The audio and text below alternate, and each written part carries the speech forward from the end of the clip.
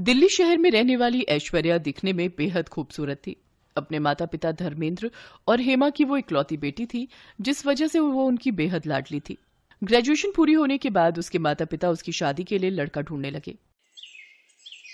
मेरी बेटी अब जवान हो गई है, अब उससे शादी करके दूसरे घर जाना होगा, लेकिन मेरा तो ये सोच सोच कर ही बुरा हाल हो रहा है कि उसके जाने के बाद उसके बिना हम कैसे रहेंगे जी। इसी बात की चिंता तो मुझे भी खाई जा रही है हेमा। धर्मेंद्र चौहान का दिल्ली शहर में अपना 2 मंजिला मकान था, जिसमें ग्राउंड फ्लोर पर वो खुद रहा करते थे और ऊपर की मंजिल बिल्कुल खाली थी। एक दिन संडे वाले दिन किसी अजनबी ने दरवाजे की घंटी बजाई। रुको माँ, मैं दरवाजा खोलती हूँ। ऐश्वर्या ने जैसे ही दरवाजा खोला तो सामने एक बहुत ही हैंडसम लड़का खड़ा हुआ था, जिसका नाम था अखिल। जी मुझे पता चला है कि आप अपने घर का ऊपर वाला फ्लोर किराए पर देना चाहते हैं। आप यहीं रुकिए, मैं पापा को बुलाकर लाती हूँ। हाँ, क्या बात है, बताओ। अंकल, वो एक्चुअली मैं अपने पेरेंट्स के साथ 2 दिन पहले ही इस शहर में आया हूँ। मेरी यहाँ नई नई जॉब लगी है, तो मुझे आपका घर किराए पर चाहिए था। लेकिन बेटा, मुझे अपना घर किराए पर देने में कोई इंटरेस्ट नहीं है। अरे दे दीजिए ना, देखो तो बेचारा कितना मासूम लगता है। और वैसे भी कल को जब ऐश्वर्या ब्याह करके चली जाएगी, तब हम इस घर में अकेले ही रह जाएंगे, तो कम से कम और कोई होगा तो मन तो लगा रहेगा ना। आंटी जी, आपने बिल्कुल ठीक कहा। जब आपकी बेटी शादी करके चली जाएगी तो मैं आपका मन अच्छे से लगा कर रखूंगा। आपको बिल्कुल भी बोर नहीं होने दूंगा। अरे वाह बेटा, तुम तो बहुत अच्छी बातें करते हो और जल्दी घुल मिल भी जाते हो। एक काम करो, तुम अपने पेरेंट्स के साथ कल ही ऊपर वाले फ्लोर पर रहने आ जाओ, मैं तब तक साफ सफाई करवा कर रखूंगी। अरे नहीं आंटी जी, आपको परेशान होने की बिल्कुल भी जरूरत नहीं है। मैं खुद ही आकर सारी साफ सफाई कर लूंगा। अगले ही दिन अखिल अपनी माँ आशा और पिता रमेश के साथ उनके घर में शिफ्ट हो जाता है। अखिल स्वभाव का बहुत ही अच्छा लड़का था। अपनी चुलबुली बातों और हंसते हुए चेहरे से वो सबका मन जीत लेता था। हेमा चौहान को अखिल बहुत पसंद आता है।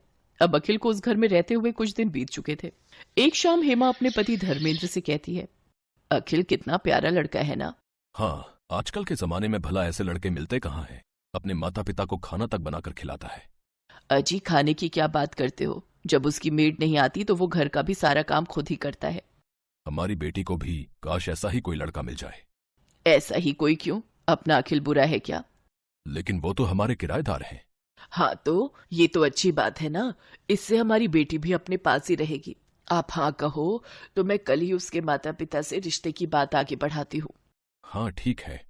फिर एक दिन मौका पाकर हेमा अखिल और उसके परिवार से इस बारे में बात करती है और फिर सबकी रजामंदी से दोनों की शादी हो जाती है। अगले दिन जब सुबह अखिल सोकर उठता है तो ऐश्वर्या को ना पाकर अपनी माँ से पूछता है, माँ, ऐश्वर्या कहाँ है? पता नहीं बेटा, मैं भी उसे ही ढूंढ रही हूँ। आज उसकी पग फेरों की रस्म जो है।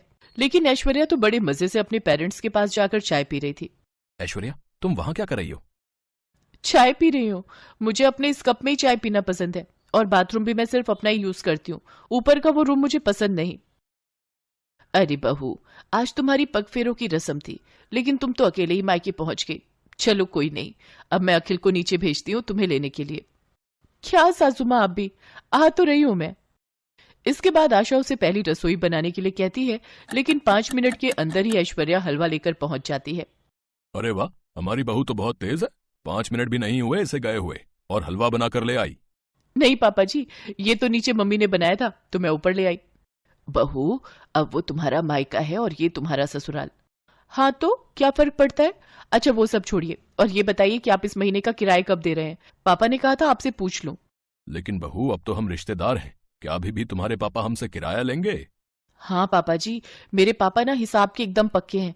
अगर आप नहीं दोगे तो वो मुझसे मांग लेंगे, क्योंकि अब मैं इस घर की बहू जो हूँ।